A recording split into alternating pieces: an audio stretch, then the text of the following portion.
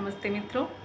आज हम बात करेंगे मन के हारे हार, मन के हारे जीत। हम एक विशेष विषय पर बात कर रहे हैं, पावर ऑफ आवर विल, हमारी इच्छा शक्ति। इस दुनिया में जो कुछ भी संभव हो पाता है, जो कुछ भी हम कर पाते हैं, वह हमारी इच्छा शक्ति के द्वारा ही कर पाते हैं। तो इच्छा शक्ति है क्या? हमारी इच्छा अगर कुछ हो रही है, हमारे अंदर बहुत काबिलियत है, बहुत सारी स्टैमिना भी है और हमारे अंदर बहुत सारे गुण भी हैं, लेकिन क्या हम उन्हें तब तक क्रियान्वित कर सकते हैं जब तक हमारी इच्छा शक्ति प्रबल नहीं है? जब तक हमारी इच्छा शक्ति प्रबल नहीं होगी, हम कोई भी कार्य नहीं कर सकते हैं। एक बहुत ही विशेष पंक्तियाँ हमारे समाज में प्रचलित हैं, मन के हारे हार, मन के जीते जीत। ये मन के हारे हार और मन के जीते जीत है क्या? मन के हारे हार और मन के जीते जीत, यह हमारी उसी विशेषता को बताता है, यह डिफाइन करता है हमारी इच्छा शक्ति को। कर्मण्येवाधिकारस्तु मा फलेषु कदाचन। गीता में भी कहा गया है, कर्म कीजिए, कर्म की प्रधानता को बताया गया है, फल की चिंता मत कीजिए। फल की चिंता में आप रत रहते हो, कर्म आप करते नहीं हो, गुण आप में बहुत है, काबिलियत आप में बहुत है, आप सोचते रहते हो मैं ये कर लूँगा, ये हो जाएगा, ये कर सकता हूँ, मैं तो ये चुटकियों में कर लूँगा। वो हम कभी नहीं कर पाते, क्योंकि हमारे यहाँ जो एक चीज़ की प्रधानता है वो है कर्मों की। बिना कर्म किए हम कुछ भी हासिल नहीं कर सकते हैं। हम कोई एक दो विशेषता के माध्यम से भी अपने को साबित कर सकते हैं, लेकिन निरंतरता से कर्म करने से, कर्म की दृढ़ता से, अगर हमारे अंदर कर्म की दृढ़ता नहीं होगी तो हम वो कार्य कभी नहीं कर सकते। ये कर्म की दृढ़ता क्या है? दृढ़ मन। जब हमारा मन दृढ़ होता है, जब हमारा मन मजबूत होता है, तो हम किसी भी कार्य में अपने को रत रख पाते हैं, हम उस कार्य को कर पाते हैं। लेकिन अगर हमारा मन कमज़ोर है तो हम मतलब समझ लो कि हम गुणों की खान हैं। कोई ऐसा कार्य नहीं, लोग कहते हैं ना कि बिल्कुल परफेक्ट, कोई ऐसा काम नहीं है जो ये इंसान नहीं कर सकता, वो हर चीज़ में निपुण है। उस निपुणता का क्या, जब हम उस कार्य को एक क्षण को तो सब हमारी निपुणता देख ले, लेकिन हमारे खुद के वो काम ना आ सके, हम खाली सोचते रह जाएं, मैं ये कर सकता हूँ, मैं तो ये भी कर सकता हूँ, मैं तो ये कर सकता हूँ, मैं तो ये कर लूँगी, मैं तो ऐसे कर लूँगी, मैं तो वैसे कर लूँगा। उससे क्या होता है? क्या वो कार्य हो जाता है? निपुणता आपका किसी एक चीज़ में भी हो, लेकिन आप उस कार्य पर लगातार लगे रहते हो, आपकी इच्छा शक्ति प्रबल है, तो आप वह कार्य कर पाते हो। जैसे कि कोई एक लक्ष्य हम निर्धारित करते हैं, आप एक छात्र की दृष्टि से देखते हैं, कोई छात्र बहुत मेधावी है, बहुत मेधावी है, बहुत मेधावी है, मतलब कुछ भी ऐसा नहीं है, वो देखता है उसे चीज़ें याद हो जाती हैं, उसकी राइटिंग भी बहुत सुंदर है, वो उसके नंबर भी परफेक्ट आते हैं, बिल्कुल हाईएस्ट आते हैं, topper, he is the topper. क्या वह उसने बना लिया लक्ष्य आईएएस? क्या वह आईएएस लक्ष्य सिर्फ इस आधार पर भेद सकता है कि वह पढ़ने में बहुत अच्छा है, उसकी राइटिंग बहुत अच्छी है, वो नंबर बहुत अच्छे लाता है, वह सभी के बीच में चर्चित है अपने आईक्यू के लिए, अपने इंटेलिजेंस के लिए? क्या सिर्फ इस आधार पर आईएएस क्लियर किया जा सकता है, या इवन कोई भी कंपटीशन क्या सिर्फ इस आधार पर क्लियर किया जा सकता है? नहीं किया जा सकता है, जब तक आपके अंदर आपके लक्ष्य के प्रति दृढ़ता ना हो। हमने कई उदाहरण देखे हैं, जो स्टूडेंट कमज़ोर रहे हैं अपने समय में, जो औसत नंबरों से पास होते रहे हैं, वो तो आईएएस क्लियर कर गए हैं, लेकिन जो स्टूडेंट बहुत ही अच्छे रहे हैं, मेधावी रहे हैं और टॉपर रहे हैं, वो नहीं कर पाए हैं। वही मन की चंचलता, चित्त की चंचलता। उनका मन चंचल है, उन्हें पता है मैं ये कर लूँगा, कल कर लूँगा, कल पढ़ लूँगा, परसों पढ़ लूँगा, चलो इस बार नहीं हुआ, अगली बार तो मैं कर ही लूँगा, ये खामियाँ थी, मैंने ध्यान नहीं दे पाया, चलो अगली बार तो मैं कर ही लूँगा, मैं थोड़ा सा ध्यान दे दूँगा तो मैं कर सकता हूँ, अच्छा जब इसने कर लिया तो मैं तो कर ही लूँगा। ये जो चंचलता है और ये जो अति आत्मविश्वास, ये अति आत्मविश्वास और ये चंचलता, ये हमारे मन को मारता है। दूसरे, वह कमज़ोर स्टूडेंट जो एक बार हारा, अरे मैं तो ये कर ही नहीं सकता, मैं कैसे करूँगा, मैंने तो कभी नहीं कर पाया, झूठे मैंने अपना ये लक्ष्य बना लिया, वह भी नहीं कर पाएगा क्योंकि उसका मन भी कमज़ोर है। एक जगह मन बहुत ही चंचल है, वहाँ भी मन दृढ़ नहीं है, मन चंचलता से भाग रहा है, अति आत्मविश्वास में है, इसलिए वह नहीं कर पा रहा है। दूसरी जगह क्या है? मन डरा हुआ है, मन कमज़ोर है, लक्ष्य तो बना लिया लेकिन वह उस पर दृढ़ नहीं रह पाया, तो भी वह नहीं कर पाएगा। करता कौन है? जो अपनी कमियों को जान ले, उसको समझे, उस पर निरंतर एक लक्ष्य बनाकर, नहीं मुझे ये भेदना है, इसको मुझे भेदना है, ऐसा नहीं है। अगर इसमें औसत मार्क्स को दिया गया है, औसत मार्क्स वालों को भी ये एक कंपटीशन बनाया गया है, इसमें सिर्फ एग्ज़ाम देने के लिए औसत मार्क्स की अगर एबिलिटी रखी गई है, ये क्राइटेरिया बनाया गया है, तो इसका मतलब कि मैं भी इसे भेद सकता हूँ।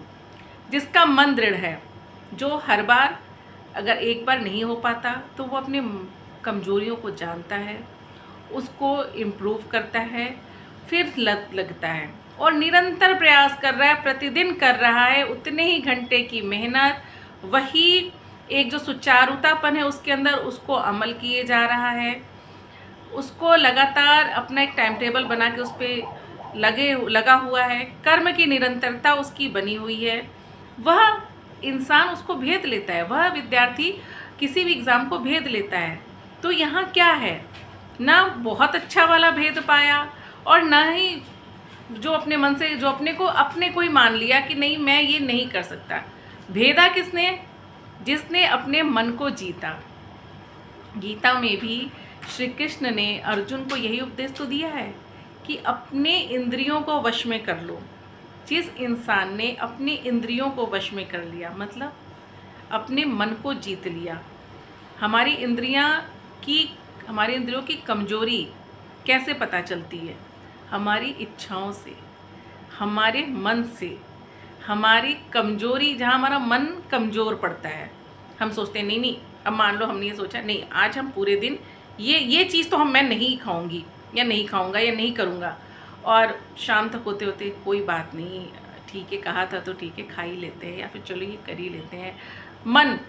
मन को जीतने दिया हमने, मन को हमने नहीं जीता, मन ने हमें जीत लिया। जिस इंसान ने अपने मन को जीत लिया, वह कोई भी लक्ष्य ऐसा नहीं है जिसको वह पार नहीं कर सकता।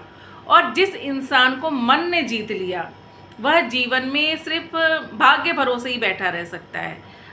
सच में वो भाग्य भरोसे ही बैठा रहता है। अगर उसके भाग्य में है तो उसको वो चीज़ मिल जाएगी, नहीं है तो नहीं मिलेगी।